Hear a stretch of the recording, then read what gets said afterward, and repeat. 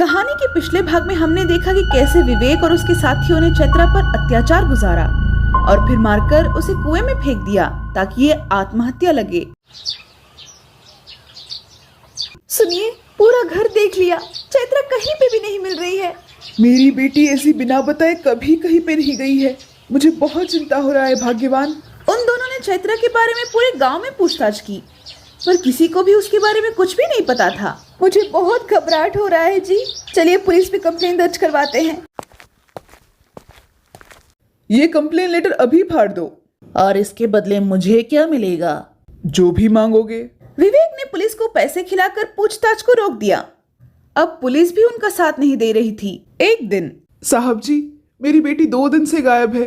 कुछ खबर मिली? सुना है तुम्हारी बेटी दिखने में काफी सुंदर थी और गांव में कितने लोगों के साथ चक्कर भी चल रहा था उसका। भाग गई होगी वो किसी के साथ। पता नहीं कहां कहां से आ जाते हैं। बेटी तो इनसे संभला जाता नहीं, ऊपर से हमारा दिमाग खाने आ जाते हैं।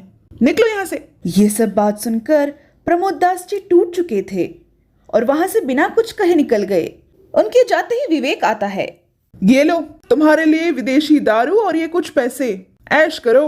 अब प्रमोद के आगे काला अंधेरा सा छा गया था। उसे कुछ समझ में नहीं आ रहा था। उस रात उसने बहुत सोचा और फिर फांसी लगा ली। इस सदमे में आकर उसकी पत्नी सुलोचना को भी दिल का दौरा हुआ और वो भी मर गई। एक झटके में पूरा परिवार हवस के चलते खत्म हो गया। 3 दिन बाद चरवाहा उस कुएं वाले रास्ते से जा रहा था। हाय हाय, लौटते वक्त दोपहर हो जाएगा। इसी कुएं से पानी भर लेता हूँ, पता नहीं कब प्यास लग जाए। ये सोचकर उसने जैसे ही कुएं में नजर डाली तो कुएं में उसे लाश दिखाई दी। उसने लाल ओढ़नी ओढ़ी हुई थी और कुएं का पानी मानो पूरा खून में तब्दील हो गया हो। वो डर के मारे चिल्लाने लगा। उसके हाथ पैर थर थर कांप रहे थे। वो डरता हुआ भागकर गांव गया और सबको बुला लाया। लाश को कुएं से बाहर निकाला गया। लाश को देखकर ऐसा लग रहा था कि मानो कितने दिनों से ऐसी ही हो। शरीर पूरा गल चुका था, आंखें बाहर आ गई थी और खून तो मानो पूरा कुएं ने ही पी लिया हो। लाश को देखकर सबको पता लग गया कि ये लाश चैत्रा की ही है और कुछ ने मिलकर उसका अग्नि संस्कार कर दिया। विवेक और उसके दोस्तों को लगा सब कुछ ठीक हो गया है, पर ये तो शुरुआत थी। It's a beginning. हमारे शास्त्रों में कहा गया है, जो तुमने किया है उसका भुगतान तुम्हें करना ही पड़ता है। जितना बड़ा पाप उतनी बड़ी सजा। शायद इंसान माफ कर दे, पर भगवान हर गलती की सजा देता है। एक लड़की रात को तकरीबन 1-1:30 बजे पुलिस थाने आती है और हवलदार भीमा से कहती है, सुनिए साहब, जल्दी चलिए मेरे साथ। मेरे घर में कुछ लोग आकर मेरे माँ बाबू को परेशान कर रहे हैं। वो मुझे अपने साथ जबरदस्ती ले जाने के लिए आए हैं। मैं जैसे तैसे वहाँ से निकलकर आपके पास आई हूँ, मेरी मदद कीजिए। वाह, क्या लड़की है। ऐसी लड़की रोज रोज मिल जाए तो मजा आ जाए। मौका देखकर इसके साथ अपनी रात रंगीन कर लूंगा। हाँ जी चलिए, अभी सबकी खटिया खड़ी करता हूँ। वो लड़की उसे उसी सड़क पर ले गई और फिर उसी कमरे तक ले गई जहाँ चैत्रा के साथ बलात्कार हुआ था। लड़की, तुम्हारे माँ बापू कहाँ है? और वो लोग भी नहीं दिख रहे हैं। तब उस लड़की ने एक लोहे का पाइप उठाकर उसके माथे पर मार दिया और चिल्लाने लगी, कौन करेगा न्याय? कौन करेगा? मैं करूंगी, मैं करूंगी। उसने उसे इतनी बार पाइप से मारा कि उसका मुंह तक पहचान पाना मुश्किल ही नहीं नामुमकिन था।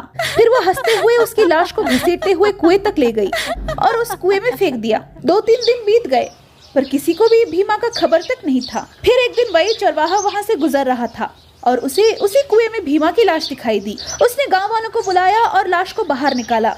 उस लाश के चेहरे को कोई पहचान नहीं पा रहा था, पर वर्दी पे लगे नाम की वजह से सबको यकीन हो गया कि वो भीमा ही था। हाय हाय, किसने इसे इतनी बेरहमी से मारा होगा? अरे सुना है ये रिश्वतखोरी था, किसी ने गुस्से में आकर मार दिया होगा। हाय मोरी मैया, इतनी बेरहमी से कोई कैसे? ऐसा लगता है कि किसी बात का बदला लिया गया हो। हाँ, सुना है हवलदार भीमा हवसी था।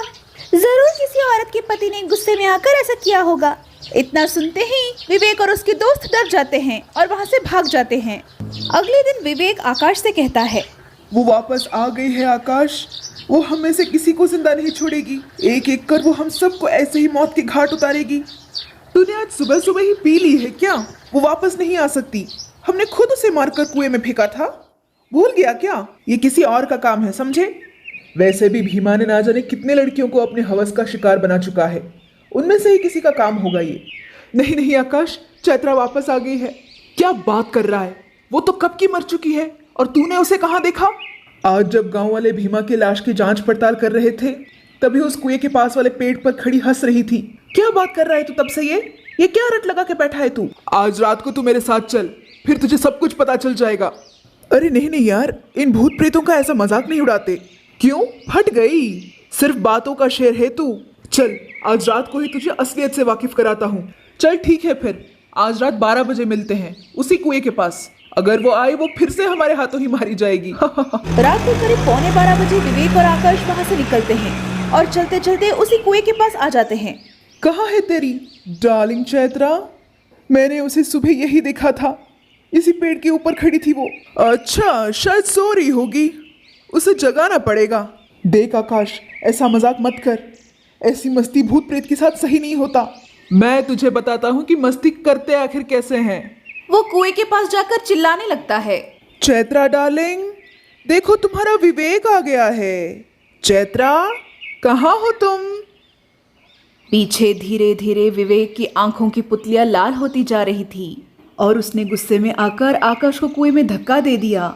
ये तूने क्या किया विवेक? विवेक, वो तो एक सप्ताह से गांव में नहीं है। जिसे तुम विवेक समझ रहे हो वो चैत्रा है, चैत्रा। भीमा हवलदार को तो चैन की नींद सुला दी। उसने मेरे माँ बाप की फरियाद नहीं सुनी थी ना। ऐसी मौत दी है कि अगले 7 जन्म तक नहीं भूल पाएगा। वो तुमसे प्यार करती थी, इसीलिए बहुत आसान मौत दे रही थी। वो आकाश को देखती रही और देखते ही देखते आकाश की सारी नसें फट गई। वो दर्द से तड़पने लगा। इतना दर्द उसने अपनी जिंदगी में कभी भी नहीं सहा था।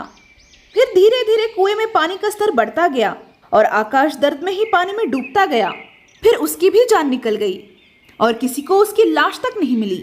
इसी तरह उसने बारी बारी करके अपनी सारी खूनियों को मारा।